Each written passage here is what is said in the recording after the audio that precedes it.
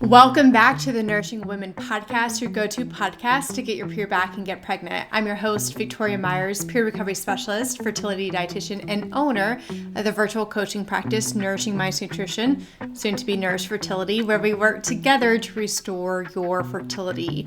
Today's episode is so specifically for a very specific woman. It's for the woman who genuinely loves to exercise, to be active, who wants to feel strong and empowered in her body, who plans her workouts, takes pride in taking care of herself, yet at the same time, you're wondering why your body is no longer giving you a monthly period. If that is you, listen up. This episode is for you. You may have completely lost your cycle for months or for years. Maybe your periods are extremely irregular, or maybe they're really, really long.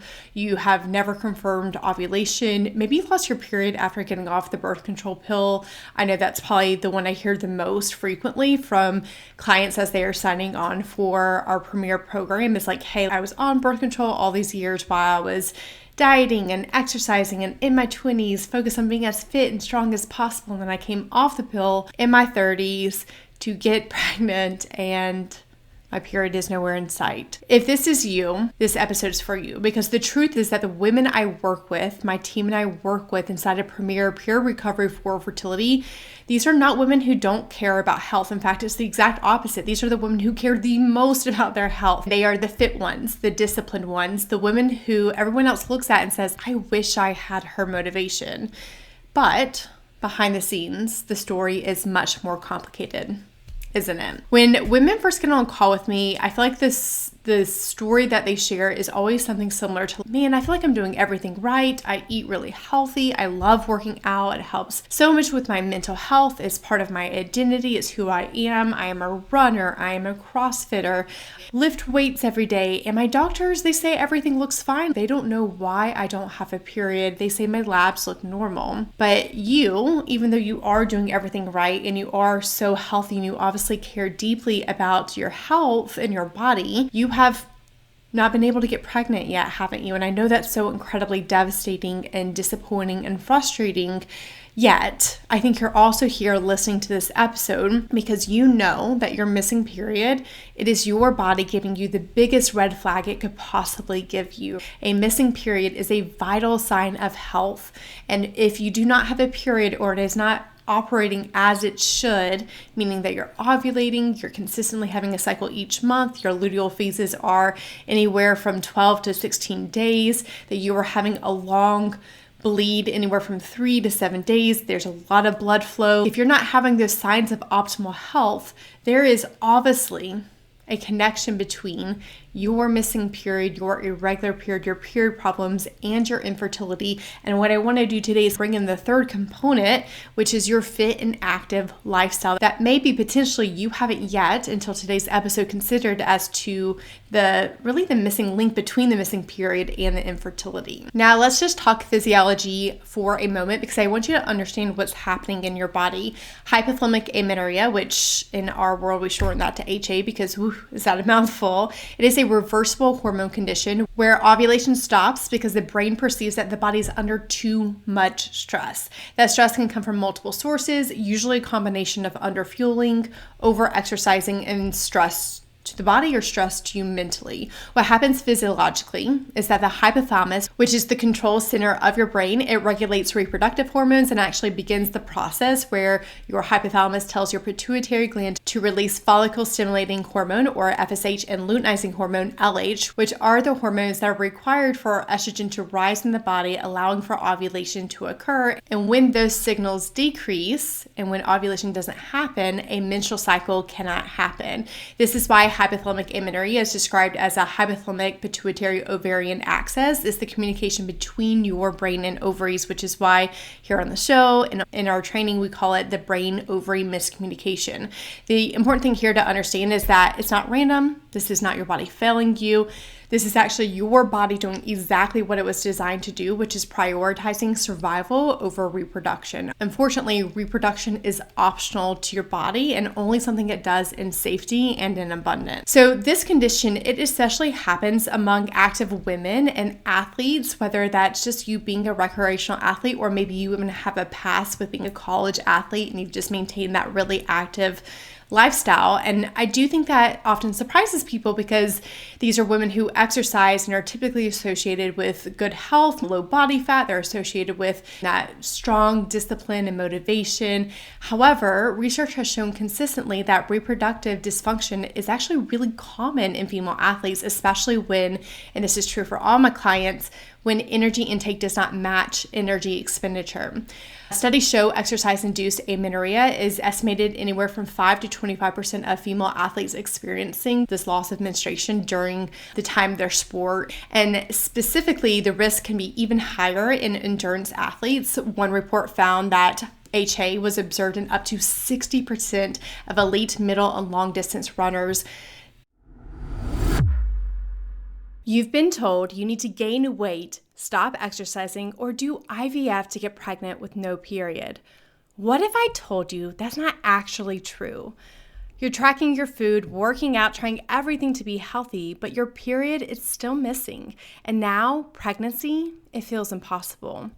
I know exactly how that feels because I've helped hundreds of women get their period back and get pregnant naturally. Inside my free training, I'm walking you through the exact 5-step method that's helped women like Lex, Lauren, and Stephanie restore their fertility in 90 days or less without extreme weight gain or giving up on movement.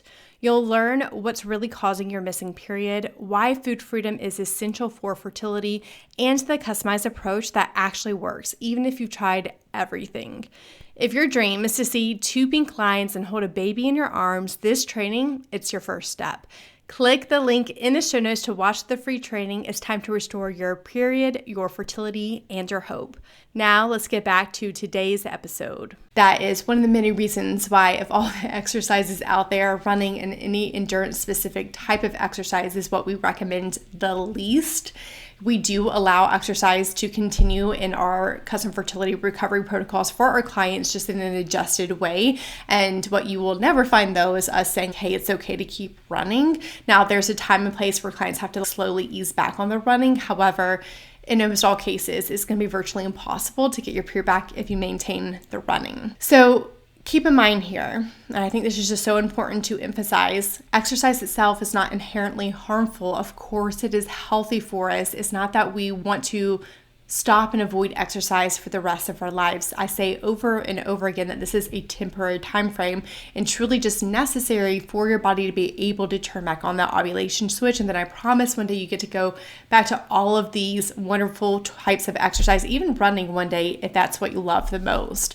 Keep in mind, this is a combination of high activity levels to an insufficient energy intake that creates this situation where the body no longer feels safe. So some women, even maybe women that you know, haven't lost their periods if they are actually able to eat enough. It's really that combination between the two. Now, with all of this said, I think we have to talk about the elephant in the room where things just get emotionally complicated when we ask women to adjust or to take away exercise. Because exercise for you, it is so much more than exercise, isn't it? It's stress relief. That's probably the number one I hear the most. The second most common is that it's your identity. It is who you are as a person. It's also community for you, isn't it? It's what a lot of your friends do. Maybe you guys even text about how you're exercising or go to exercise classes together. And even more, it's just something that has been part of your routine for years. This is a habit that you have formed and it's what you do day in and day out. So when women learn that exercise might be part of why their period disappeared, I often find that they feel stuck between these two identities, like the person who loves to be active and the person who desperately wants to get their periods back so they can have a baby. Women often tell me they feel terrified to stop exercising because they feel like they're going to lose themselves, they're going to gain weight uncontrollably or become unhealthy. But the truth is that these are all just misconceptions and letting fear run the show of your belief systems and not really looking at both the facts, but also your values and your why. Oftentimes I'll ask clients to consider which weighs heavier. You're like, is being an athlete more important to you than being a mom? And now Again, I want to emphasize numerous times here in this episode, because I think this is so important to understand, is that you will be an athlete one day. You'll be an athletic mom one day, because you want to instill a healthy relationship with exercise to these kids you're working so hard to create right now. But if we can't temporarily pause on this identity we've placed in ourselves, and temporarily pause on habits that are just at this exact moment in time not healthy for your body, then we really have to consider, what is this identity doing for me? Is it creating acceptance, belonging? Is it helping me feel safe, secure, feeling control? Oftentimes this is where the work of recovery becomes a lot of therapeutic work with our clients, because we really have to think about why this is so difficult to temporarily pause or adjust. Remember, true health involves having a functioning reproductive system. A missing period, it is the exact opposite of a badge of honor or a sign of peak health. It is a signal from your body that something is out of balance, and that red flag that your body is desperately trying to give you that something is wrong. What I want women to understand that are trying to restore their cycle so they can get pregnant and become the mama they've been dreaming of is that at the end of the day, we are not abandoning strength, movement, or an active lifestyle forever. What we are doing is temporarily, right, that temporary time frame, creating enough safety, nourishment, and metabolic stability for the body to turn back ovulation. Once hormones normalize and the body feels safe again, many women return to movement in a way that supports both their physical performance but also their reproductive health. So what that means for you is you may not go back to 7 days a week of 2-hour exercises, which is what a client who recently signed on for our program was doing. However, you will still be able to be active most days of the week. We just want to encourage rest days. We want to encourage not always pushing things so much to extremes and not having extreme levels of endurance in your exercise too. I find when I get my clients to the place where they are able to integrate back in this exercise, a lot of women choose strength training, and that's probably in large part because we heavily advocate for that. I'm a huge advocate for women lifting heavy weights. Now, if you're in the middle of period loss, you got to come back to this. You can't do this yet, but I want you to lift weights as you get older, especially because we lose so much muscle mass as we age each decade, and because we build healthy bone health, which is an extreme concern for women with low estrogen levels. Strength training, as well as the other things that we do from a nutrition standpoint, help to rebuild that bone health, that bone density loss that can be lost from the low estrogen levels. So you're going to get back to feeling strong, empowered. Hopefully you're going to lift weights with progressive overload. We'll get you back to all of that. And what that means for you is that you're going to feel so much stronger, more energized, more resilient, and you're going to do all of this while having a monthly ovulatory period. Imagine how good that feels to know like you're exercising, but you're not going to have to be constantly second guessing yourself of, shoot, should I be doing this because I don't have a period right now? I know that you often feel that push and pull, that tug of war with yourself. I really want to do this. This is who I am. This is my identity. I love doing this, but also I don't have a period and I can't get pregnant. Let's just pause. Let's get the protocol in place. Let's get the support you deserve in place. And we'll get back to all of that in time. I promise. Because at the end of the day, I envision you. I envision myself. I see myself as an 80-year-old woman, hopefully living in my dream lake house in South Carolina, lifting weights and walking daily and playing hard with my grandchildren. Like, that's who I want to be when I'm in my 80s.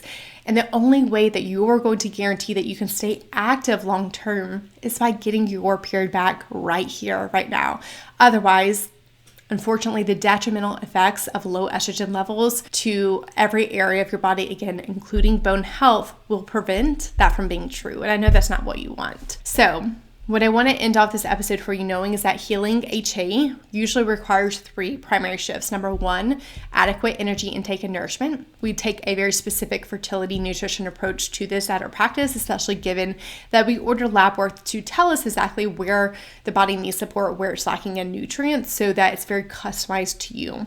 Number 2, we need to make adjustments to exercise and physical stress. I think I've harped that enough in today's episode. And then number 3, as we are adjusting exercise, we're integrating in nervous system regulation, stress reduction to really help the body to feel safe enough. Keep in mind, fertility, it is the most energy-intensive process the female body can do. It requires substantial metabolic resources for ovulation, hormone production, and eventual pregnancy, and literally creating human life. Isn't it incredible that our bodies can do that? If the body does not feel those resources are available, ovulation will remain suppressed, and this is why you are struggling to get pregnant. It's also why simply waiting for your period to return without addressing these underlying factors rarely works. Inside of our Premier program, Premier Period Recovery for Fertility, we guide women through this exact process. We help you restore ovulation, repair metabolic health, rebuild your relationship with food, and especially exercise, and support your body in becoming a fertile environment again. Because, the goal here is not just to get your period back, right? The goal is to create a body that feels safe enough to ovulate consistently so that pregnancy can happen naturally. The goal is also, though, to be an active woman for the rest of your life. And the goal is to be the mom who shows your kid what a truly healthy relationship with exercise looks like. If you are ready to get started, I want to encourage you to apply with the link in our show notes to schedule a decision-making call with me where we can meet one-to-one and see if it's a good mutual fit for you to join our program. Thank you so much for listening to this episode. I hope you got so much out of it and feel really encouraged and inspired knowing that you can do this, and we'd love to support you so that you have the guidance and expertise and support you deserve to follow through on making these changes so you can become that mama. Thank you so much for listening to this episode. We'll be back for another episode next week. Until then, know that a nourished body is a powerful one.